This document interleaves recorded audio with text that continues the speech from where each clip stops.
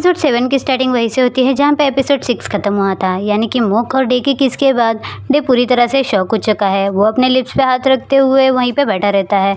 Mock उसके पास आते हुए उसकी सीट बेल्ट लगाने लगता है, जिससे डे थोड़ा सा डर जाता है, लेकिन वो कुछ भी नहीं कहता। उसके बाद वो लोग घर चले जाते हैं। घर आने के बाद डे मोक से कहता है कि अगर तुम्हारा यहाँ का काम हो चुका होगा तो अब तुम घर जा सकते हो।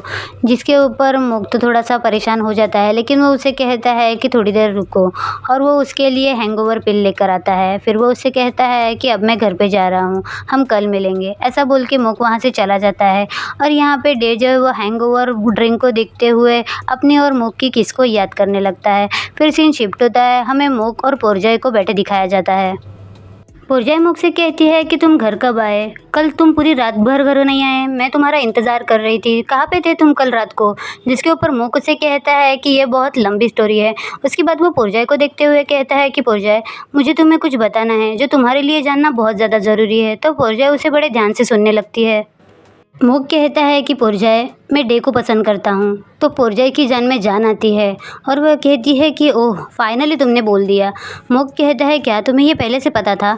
पोरजॉय कहती है कि तुम पूरा दिन उसके बारे में बात करते रहते थे, किसी को भी समझ में आ जाएगा। मोक कहता है तो तुम इससे ठीक हो ना? पोरजॉय कहती है कि अगर एक दोस्त के हिसाब से कहूँ तो हाँ, तुम जिसके साथ भी डेट पे जाओ, मुझे इससे कोई प्रॉब्लम नहीं है। मोक कहता है कि अगर कोई और रिश्ते से मैं तुम्हें पूछूं तो पोरजॉय कहती है कि अगर मैं तुम्हारी एक्स गर्लफ्रेंड होने के नाते कहूँ तो मुझे थोड़ा सा जेलस फील हो रहा है। मोक कहता है काहे का जेलस फील? तुमने मुझसे ब्रेकअप करने के पहले बाद ही डायरेक्ट दूसरा बॉयफ्रेंड बना लिया था। पोरजॉय कहती है कि मैं तुम्हारे लिए खुश थोड़ी हूँ, मैं तो डे के लिए खुश हूँ कि डे ने तुम्हें एटलीस्ट स्माइल करना तो सिखाया। तो यहाँ पे मोक जो है ना वो शाय फील करने लगता है। मोक कहता है कि थैंक यू, तुमने मुझे समझा। पोरजॉय कहती है कि वो सब तो ठीक है, लेकिन डे को इस बारे में मत बताना। मोक कहता है कि क्यों? तो पोरजॉय कहती है कि तुम उसके एम्प्लॉय हो। सोचो, अगर उसे पता चल गया कि तुम उसके लिए इस तरह की फीलिंग्स रखते हो तो तुम दोनों के लिए काम करना कितना ज़्यादा मुश्किल हो जाएगा।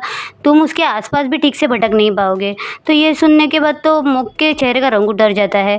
पोरजॉय उससे कहती है कहीं तुमने उसे बताया तो नहीं ना? तो यहाँ पे मोक उसे मना करने लगता है।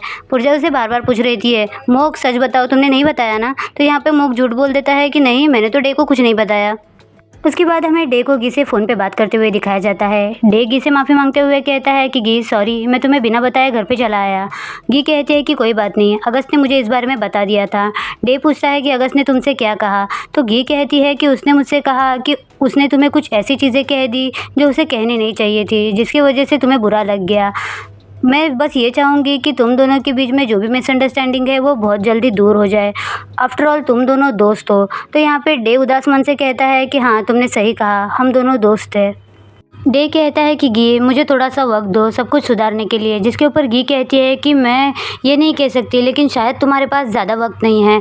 फिर हमें दिखाया जाता है कि डे ने अगस्त के नाम का बैंड जो है अपने हाथों में पकड़ा होता है और उसके साइड में वहीं पे मोक भी बैठा होता है।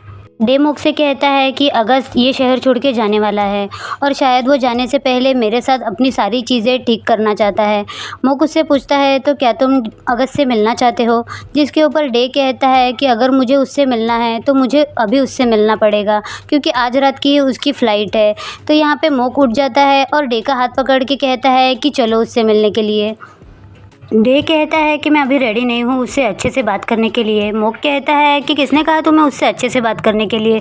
मैं तो चाहता हूँ कि तुम उस पर बहुत ज़्यादा चिल्लाओ और मैं वहीं पे तुम्हारे लिए खड़ा रहूँगा। ऐसा बोल के वो उसका हाथ पकड़ के उसे लेके चला जाता है। यहाँ पे अगस्त मीडिया इंटरव्यू दे रहा होता है। रिपोर्टर उससे पूछती है कि आप कैसा फील कर रहे हो? अगस्त कहता है कि मैं यहाँ पर ट्रेनिंग लेके बहुत ज़्यादा खुश हूँ, अब मैं अब्रॉड जाऊँगा और वहाँ पर परफॉर्म करूँगा। यहाँ पर मोक जो है वो डे को भड़काते हुए कहता है कि देखो वो कितना कूल बनने की कोशिश कर रहा है। वो कह रहा है कि अभी वो सिंगल खेलेगा, तो क्या तुम उस पर चिल्लाने नहीं चाहते? क्या तुम यहाँ पे कोई सीन नहीं क्रिएट करना चाहते? तो डे उससे कहता है कि तुम आजकल ड्रामा बहुत ज़्यादा देखने लगे हो।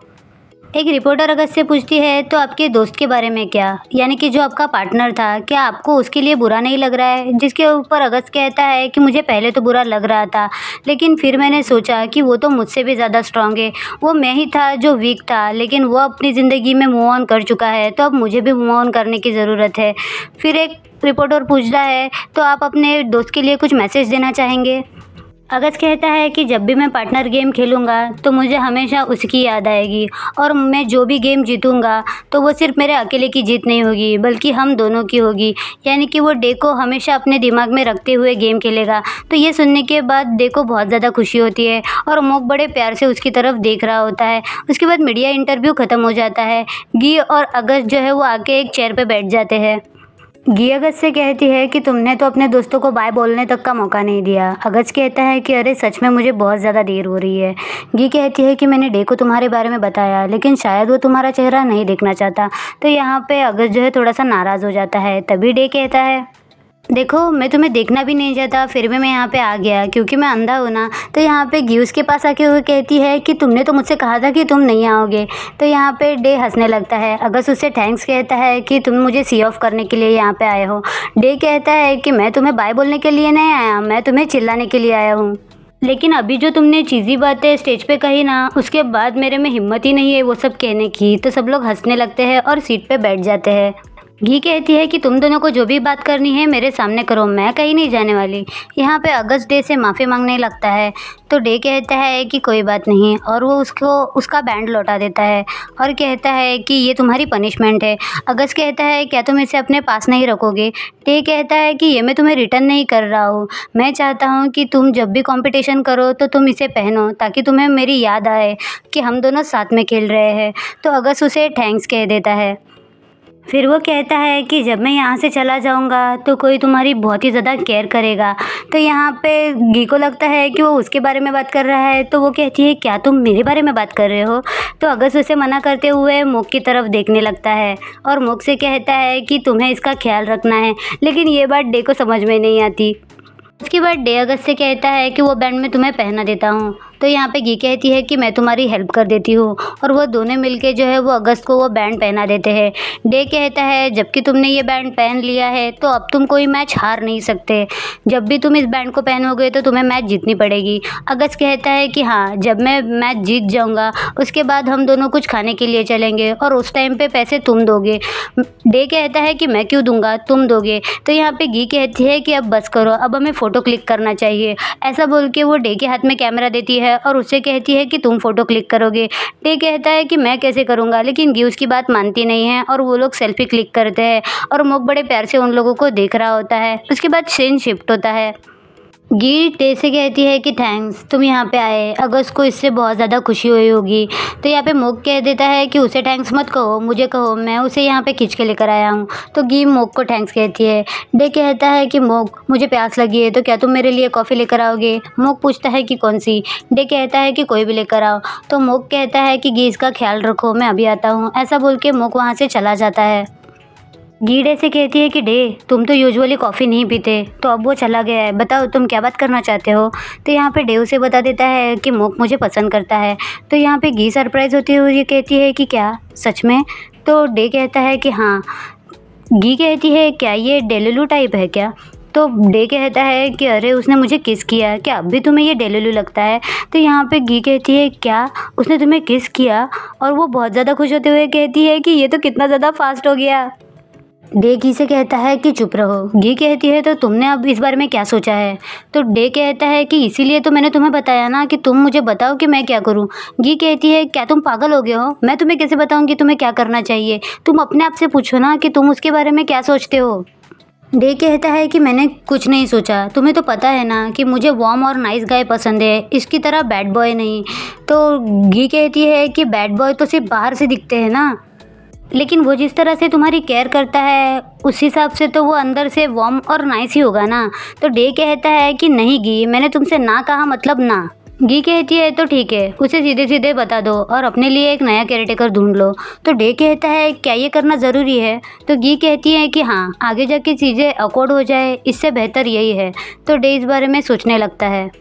फिर हमें डे और मोक को कार में बैठे दिखाया जाता है जहाँ पे दोनों एक साथ बोलने की कोशिश करते हैं कल रात के किस्से बारे में, लेकिन दोनों ही चुप हो जाते हैं। उसके बाद डे कहता है कि मैंने उस बारे में सोचा। तो मोक खुश हो जाता है और मोक कहता है कि मैंने भी उस बारे में सोचा, लेकिन डे उसे कह देता है कि सॉरी, तुम मेरे टाइप के नहीं हो। ये सुनने के बाद मोक के चेहरे का रंग उड़ जाता है।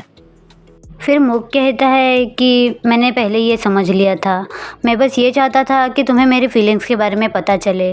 तो डे कहता है कि जबकि मुझे तुम्हारी फीलिंग्स के बारे में पता चल गया है, तो तुम्हें लगता है कि हमारा रिश्ता पहले जैसा रह पाएगा? मुक कुछ देर तो कुछ बोलता नहीं है, फिर वो कहता है कि ठीक है, मैं ये जॉब छोड़ रहा हूँ और तुम्हें इस बारे में चिंता करने की कोई ज़रूरत नहीं है। ये सुनने के बाद डे डर जाता है और कहता है कि मुक, भले ही मुझे तुम्हारी सच्चाई के बारे में पता चल गया हो, लेकिन मैं चाहता हूँ कि तुम ये जॉब ना छोड़ो, तुम मेरे साथ यहीं पे रहो। तो मुक को कुछ समझ में नहीं आता। मुक कहता है तुम्हारे कहने का क्या मतलब है? तो डे कहता है कि मैं बस ये कह रहा हूँ कि तुम एज ए मेरे केयर टेकर ही बने रहो। मतलब जब तक तुम पहले जैसा ही बिहेव करोगे तब तक मुझे कोई प्रॉब्लम नहीं है तुम्हारी यहाँ पे रहने से। मुक कहता है इसका मतलब जब तक मैं तुम्हारे केयर टेकर बनने का प्रिटेंड करता रहूँ और तुम्हारी केयर करूँ तब तक तुम्हें कोई प्रॉब्लम नहीं होगी। तो डे कहता है कि हाँ सही कहा, लेकिन अगर तुमने मुझ पे हिट करने की या मुझे पटाने की कोशिश की तो मैं तुम्हें काम से निकाल दूंगा। तो मुक बहुत ज़ोर से हंसने लगता है।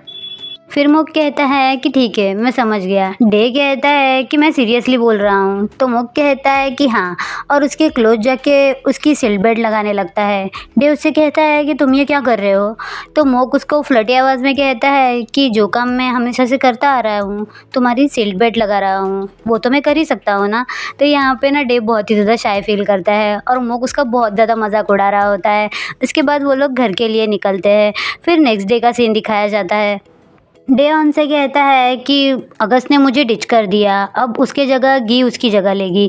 तो यहाँ पे मुक कह देता है लेकिन है ना, अगस्त ने मुझे उसकी जगह लेने के लिए कहा था, मुझे ठीक से याद है, उसने मेरी आंखों में देखते हुए कहा था कि तुम्हें मेरी जगह लेनी है। तो यहाँ पे डे उससे कहने लगता है कि देखो, अगर तुमने अपना मुंह बंद नहीं रखा ना तो मैं समझ लूँगा कि तुम मुझे पटाने की कोशिश कर रहे हो। उसके बाद वो कहता है कि मुक मुझे मेरा फ़ोन ला के दो। तो मुक जो है उसको उसका फ़ोन ला के देता है और डे जो है वो गी को कॉल करने लगता है। डे घी से कहता है कि तुम कहाँ पे हो, मैं कब से तुम्हारा वेट कर रहा हूँ। घी सामने से कहती है कि वो आज नहीं आ पाएगी, जिसके ऊपर डे कहता है कि ठीक है मैं समझ गया, और मोक यहाँ पे बहुत ज़्यादा खुश हो जाता है। फिर डे सबको बताता है कि घी नहीं आने वाली, तो शायद आज मैं प्रैक्टिस नहीं कर पाऊँगा। ऑन मानता नहीं है और कहता है कि नहीं, ये रोज़ तो तुम्हें करनी पड़ेगी, प्लीज़ प्लीज़ मैं तुम्हारे हाथ पैर जोड़ता हूँ। तो उसको ऐसा बेग करते हुए देख डे परेशान हो जाता है और कहता है कि मास्टर ऑन प्लीज़ ऐसा मत कीजिए, मैं इस बार नहीं दौड़ पाऊँगा, अगली रेस में ज़रूर कर लूँगा। लेकिन ऑन जो है वो बिल्कुल भी नहीं मानता और उसके सामने हाथ जोड़ने लगता है। तो मोक डे को संभालते हुए कहता है कि डे, अगर तुम चाहते ही हो ना कि हमारे रिश्ता पहले जैसा रहे तो तुम मुझे अपने साथ दौड़ने के लिए क्यों नहीं दे रहे, या फिर तुम मेरे लिए कुछ अलग फीलिंग्स रखते हो। तो डे उसकी बात मानते हुए कहता है कि अच्छा ठीक है, तुम मेरे साथ दौड़ लेना। तो मोक कहता है कि प्रॉब्लम सॉल्व, और उसके हाथ में उसके नाम का बैंड दे देता है। मुक कहता है कि ये तुम्हारे नाम का बैंड है। डे कहता है लेकिन ये तो टूट गया था ना। मुक कहता है कि हाँ ये टूट गया था, लेकिन मैंने इसे जोड़ दिया है। तो डे बहुत ही ज़्यादा खुश हो जाता है। उसके बाद ऑन कहता है कि चलो अब रेसिंग स्टार्ट करते हैं, और वो सब लोग जो है रेस करने के लिए चले जाते हैं। जब मुक और डे दौड़ने लगते हैं तो बीच बीच में दोनों का सिंक्रोनाइजेशन टूट जाता है और बार बार डे जो है इधर उधर गिर रहा होता है। जैसे तैसे मुक उसको संभालते हुए दोबारा से दौड़ना स्टार्ट कर देता है, लेकिन ये चीज़ें बार बार हो रही होती है तो डे परेशान हो जाता है और कहता है क्या मैंने तुम्हें हर्ट कर दिया। मुक कहता है कि अरे ये तो चलता ही रहेगा ना, हमने आज ही तो रेस स्टार्ट की है और इतना जल्दी हमारा ट्यूनिंग थोड़ी ना जमेगा, तो तुम थोड़ा सा आराम करो। डे कहता है लेकिन अगस्त के साथ मेरा सिंक्रोनाइजेशन बहुत अच्छा था, हम लोगों को ज़रा भी टाइम नहीं लगा। तो यहाँ पे मुक जेलस होते हुए कहता है लेकिन मैं उससे बेहतर हूँ। तो डे कहता है क्या तुम जेलस हो रहे हो? मुक कहता है कि मैं जेलस नहीं हो रहा, मैं बस तुम्हें सच्चाई बता रहा हूँ। तो डे कहता है कि तुम्हारी आवाज़ से तो नहीं लग रहा ये कुछ सस्पिशियस है, तुम चिड़चिड़े हो रहे हो ना। मुक कहता है कि मैं बस इसीलिए चिड़चिड़ा हो रहा हूँ क्योंकि हम अच्छे से दौड़ नहीं पा रहे हैं, और शायद इसका रीज़न तुम्हारे शूज़ है। तो वो जो है उसके पैर से शूज़ निकाल देता है। डे कहता है कि ये तुम क्या कर रहे हो? मुक कहता है कि थोड़ी देर यहाँ पे वेट करो, मैं अभी आता हूँ, और वो उसके शूज़ लेकर चला जाता है। फिर कुछ देर बाद वो उसके शूज़ लेकर आता है जो कि डे के फेवरेट वाले होते हैं, और वो शूज़ वो उसे पहना देता है, जिससे डे भी बहुत ही ज़्यादा खुश हो जाता है। मुक कहता है कि नए शूज़ पहनने से अच्छा है कि तुम अपने पुराने शूज़ में ही कंफर्टेबल हो, जिससे तुम्हें दौड़ने में आसानी होगी। तो यहाँ पे ना डे कुछ अलग बात समझ लेता है और उससे कहता है कि तुम शूज़ की बात ही कर रहे हो ना। तो मुक कहता है तुम्हें क्या लग रहा है कि मैं तुम्हें पटाने की कोशिश कर रहा हूँ? तो डे कहता है कि नहीं, चलो हमें दौड़ना स्टार्ट कर देना चाहिए। उसके बाद वो लोग दोबारा से रनिंग स्टार्ट करते हैं। फिर सीन शिफ्ट होता है, दोनों थक हार के घर पर आ जाते हैं। डे कहता है कि ऐसा लग रहा है कि मेरे पैर अभी टूट ही जाएंगे। तो मोक कहता है कि ये सच में बहुत ज़्यादा दर्द कर रहे हैं, तो मैं तुम्हें मसाज दे देता हूँ। डे कहता है कि इस बारे में सोचना भी मत, मैं बहुत थक चुका हूँ, तो अभी तुम घर पे जाओ। तो मोक कहता है कि ठीक है, हम कल मिलते हैं। ऐसा बोल के वो जाने लगता है। तो यहाँ पे डे जब अपने पैर को पकड़ने के लिए आगे बढ़ता है तो उसके पैर में मोच आ जाती है। तो वो मोक को आवाज़ देता है, तो मोक जो है वो दोबारा से उसके पास आ जाता है। मोक डे से कहता है कि अगर मैं तुम्हारे पैरों की मसाज करूँ तो तुम ऐसा तो नहीं सोचोगे ना कि मैं अपनी लाइन क्रॉस कर रहा हूँ। तो डे कहता है कि तुम्हें अभी भी मजाक सोच रहा है, मेरा पैर दर्द कर रहा है, जल्दी से मसाज करो। तो मोक जो है उसे सॉरी बोलते हुए उसका पैर का मसाज करने लगता है। मसाज देने के बाद मोक कहता है कि चलो अब मैं निकलता हूँ, मैं अपने लाइन क्रॉस नहीं करना चाहता। ऐसा बोल के जब वो जाने लगता है तो डे उसका हाथ पकड़ते हुए उसे रोकता है और कहता है कि मोक, क्या तुम मेरे लिए लास्ट ट्विलाइट पढ़ दोगे। जिसके ऊपर मोक कहता है कि देखो, मैं बहुत ज़्यादा थक चुका हूँ और अब मेरे वर्किंग आवर्स भी ख़त्म हो चुके हैं। तो अगर मेरे सर चाहते हैं कि मैं उनके लिए बुक पढूँ, तो वो अगर मुझसे प्यार से कहेंगे तो मैं इस बारे में सोच सकता हूँ। तो यहाँ पे डे उसको बड़े प्यार से बोलने लगता है कि मोक, क्या तुम मेरे लिए लास्ट ट्विलाइट बुक पढ़ दोगे प्लीज़। तो मोक कहता है कि हाँ बिल्कुल, और वो जाके बुक लेके पढ़ने लगता है। मोक स्टोरी बताते हुए कहता है कि मी को जब पता चला कि वो डायरेक्ट सनलाइट देख सकती है, तब उसने डिसाइड किया कि अब वो सन की तरफ आकर्षित होकर ही रहेगी। उसकी ज़िंदगी में काफ़ी ज़्यादा डिफ़िकल्टीज आएंगी, लेकिन उसके पास बहुत ज़्यादा होप है कि वो अपने गोल को अचीव कर ही लेगी। और इसी के साथ उनकी ट्रेनिंग दिखाई जाती है।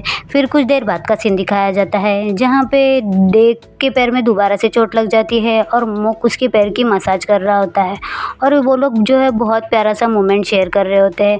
यहाँ पे डे और मोक के बीच में बहुत ज़्यादा मस्ती हो रही होती है, जिन्हें देख नाइट भी देख रहा होता है और वो डे के लिए बहुत ज़्यादा खुश होता है क्योंकि नाइट ने काफ़ी टाइम बाद डे को हंसते हुए देखा होता है।